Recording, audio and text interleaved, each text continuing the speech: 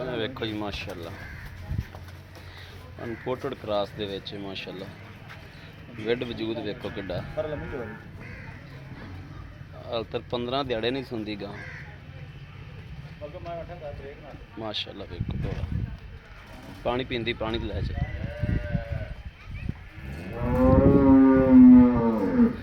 ਇਹਦਾ ਪਿਛਲੇ ਸੂਬੇ ਦਾ 35-36 ਕਿਲੋ ਦਾ ਰਿਕਾਰਡ ਹੈ ਜੀ ਮਾਸ਼ਾਅੱਲਾ 3 ਟਾਈਮ ਚੁੱਕਦੀ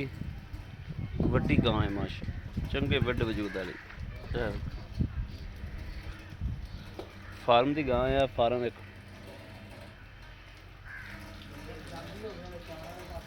ਇਹ ਵੇਖੋ ਮਾਸ਼ਾਅੱਲਾ ਗਾਂ ਦੀ ਕੁਆਲਿਟੀ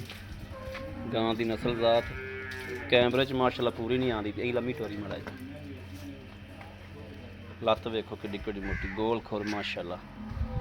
सुथरा जानवर है यह फार्म की तैयारी होंगी भी तां वास्ते कढ़ के बाहर इन्होंने साइड से बनी हुई ने जिहड़ियां गब्बड़ां ने यह वेखो माशाल्लाह माशाल्लाह माशाल्लाह बड़ा सुथरा जानवर है यह वेखो इन्हों ने जनाब गावां विचों कड़ियां जिहड़ियां ने बाहरों पाईयां ने माशाअल्लाह टोरा वेखो वैन दा फार्म दी जान ने माशाअल्लाह चंगियां तगड़ियां गावां ने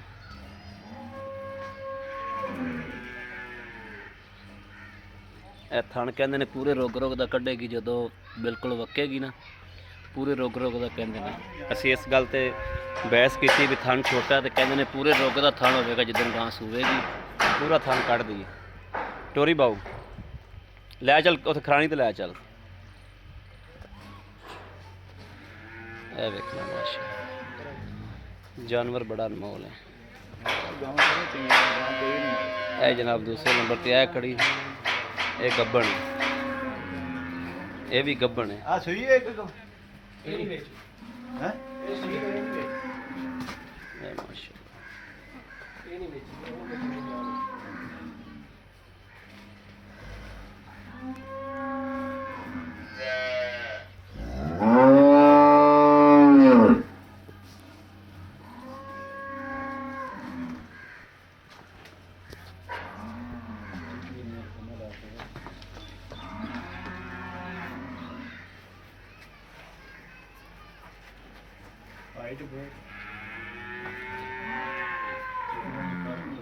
गाने बराबर हो गए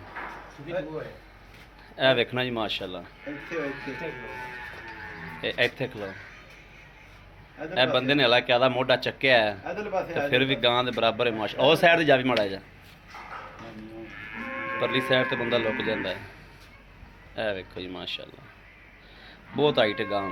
विड वजूद बड़ा माशाल्लाह एडी तो मझ भी वजनी नहीं होंदी जड्डी वजनी माशाल्लाह है